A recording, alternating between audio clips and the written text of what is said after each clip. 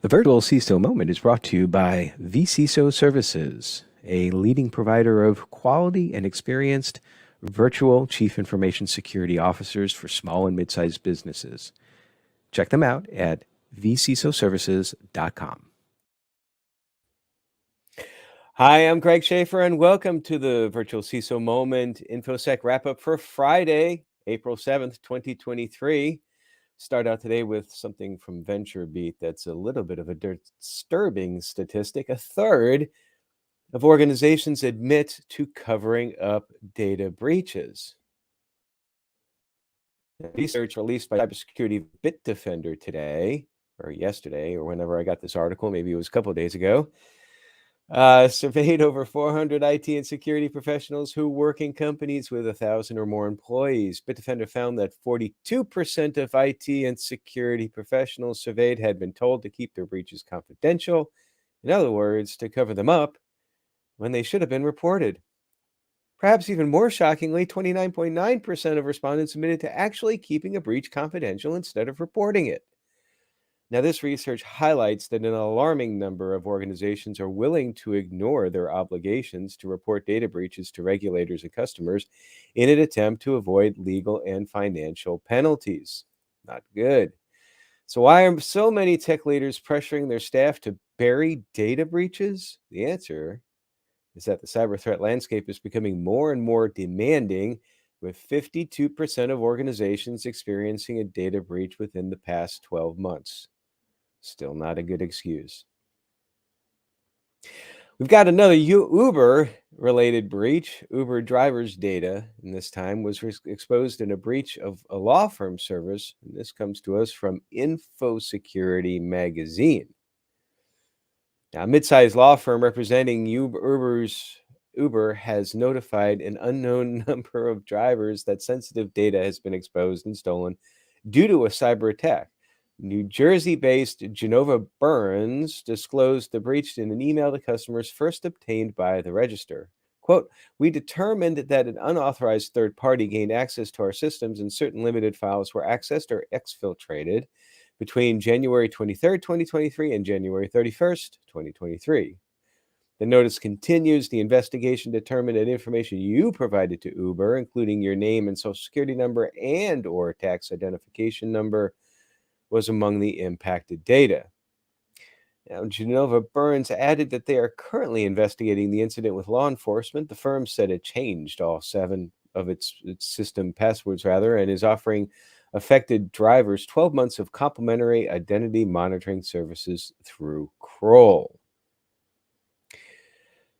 Bleeping Computer reports Microsoft and Fortran are cracking down on malicious Colbalt Strike servers. Microsoft, Fortran, and the Health Information Sharing and Analysis Center, Health ISAC, have announced a broad legal crackdown against servers hosting cracked copies of Colbalt Strike, one of the primary hacking tools used by criminals. "We will need to be persistent as we work to take down the cracked legacy copies of Colbalt Strike hosted around the world," that said Amy Hogan-Burney, the head of Microsoft's Digital Crimes Unit, DCU. "This is an important action by Fortran to protect the legitimate use of its security tools. Microsoft is similarly committed to the legitimate use of its products and services." Now, a week ago, last Friday, the U.S. District Court for the Eastern District of New York issued a court order allowing Microsoft and Fortran, the maker of Colbalt Strike, to seize the domain names and take down the IP addresses of servers hosting cracked versions of Colbalt Strike. This will happen with the help of relevant computer emergency readiness teams, CERTs, and internet service providers, ISPs, with the end goal of taking the malicious infrastructure offline. Takedowns linked to this action have already started earlier this week on Tuesday, and the court order also allows the coalition to disrupt new infrastructure that the threat actors will use in future attacks. From Cyber News, employees interacting with ChatGPT, as you all know, it's a chatbot created by U.S. startup OpenAI, supposedly leaked Samsung's sensitive data on 3 separate occasions. This, according to a South Korean business news outlet. Economist writes that the alleged leak came only 20 days after the South Korean conglomerate lifted a ban on ChatGPT. Ironically, the ban was put in place to avoid leaking confidential data. The information employees shared with the chatbot supposedly included the source code of software responsible for measuring semiconductor equipment. A Samsung worker allegedly discovered an error in the code and queried ChatGPT for a solution, which kind of makes sense. OpenAI, though, explicitly tells users not to share, quote, any sensitive information in your conversations in the company's FAQ. It's very important with ChatGPT or all these AI type of systems. Be careful about what information you load up there. It's not local. Information that users directly provide to the chatbot is used to train the AI behind the bot. Now, privacy concerns about ChatGPT security have been ramping up since OpenAI revealed that a flaw in its bot exposed parts of conversations users had with it, as well as their payment details in some cases. As we mentioned last week on the podcast, right here, the Italian Data Protection Authority has banned ChatGPT, while German lawmakers have said they could follow in Italy's footsteps.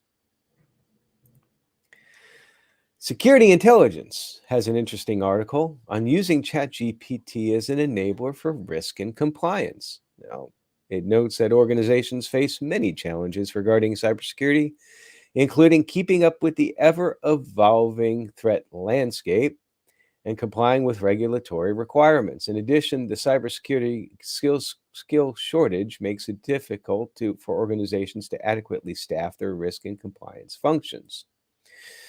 According to the ISC Squared 2022 Cybersecurity Workforce Study, the global cybersecurity workforce gap has increased by 26.2%, with 3.4 million more workers needed to secure assets effectively. Organizations must employ technologies like AI, collaboration tools, and analytics to cope with the situation efficiently. To that end, ChatGPT can be an enabler for organizational GRC, that's governance, risk, and compliance. Now, some typical cases the article lists, you can go into the article and get more information for yourself. You can use ChatGPT to generate draft policy or procedure documents by supplying basic information and guidelines.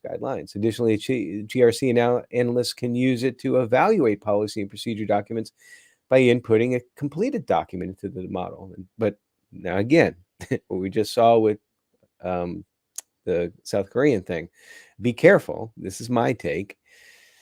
Inputting company policies into ChatGPT may not be a good idea, especially if it contains company-sensitive, confidential information. Article goes on to say that ChatGPT can be a valuable tool to help GRC analysts manage compliance and minimize the risk of fines and penalties. ChatGPT's vast knowledge of various industries and risk data should be leveraged to identify relevant risk factors. It can also generate risk assessment reports that identify potential risks and provide recommendations for mitigation. ChatGPT could also help process text data looking for potential fraud, such as analyzing emails for identifying patterns of communication that may indicate fraud. The employees communicating with well-known fraudulent actors is one particular activity. And also social media to identify individuals or groups that may be engaging in fraudulent activity and patterns of behavior or language that may be associated with fraud. And then some additional uses that they give here. You can leverage ChatGPT for a range of activities and third-party assessment programs. We talked about the VTP-CISO this past Tuesday. Another acronym. I actually like that one. And provide analysts with a more engaging and personalized training experience tailored to their specific needs. Interesting stuff. I love the GRC space. That's without a doubt my favorite space in the whole InfoSec realm. Anyway, I digress. Go on to today's list. Is an interesting one. As I mentioned before, the lists are just that. They are a list of a few items that are in an article with a title that I found interesting, but I haven't read through it yet. So this comes to us from eSchool News. And as you would probably figure out, this is more focused on K-12 stuff, but I would imagine that it can apply across the spectrum to all SMBs. It's very simple. It's 4 steps to avoid a ransomware attack.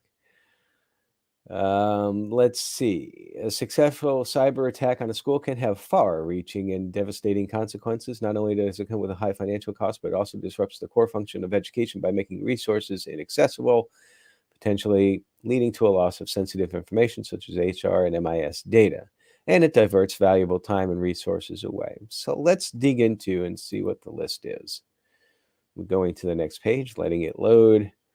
Number one, build a culture of security awareness. We have talked about the need for culture and security awareness on this podcast before.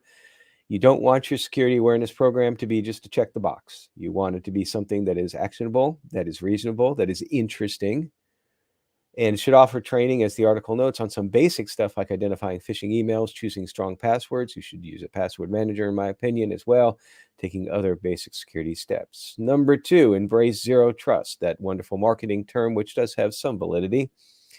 They call it a security concept that assumes all users, devices, and networks are untrusted until proven otherwise. It dictates a just enough privilege, just in time approach to protect systems.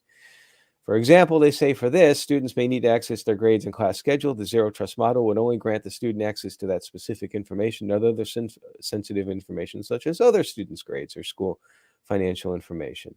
And then once the student has completed viewing the grades and their schedule, their access is immediately reduced. So, yes, the more that you can access or limit access rather to just a need to know and an authorization to know, that's good.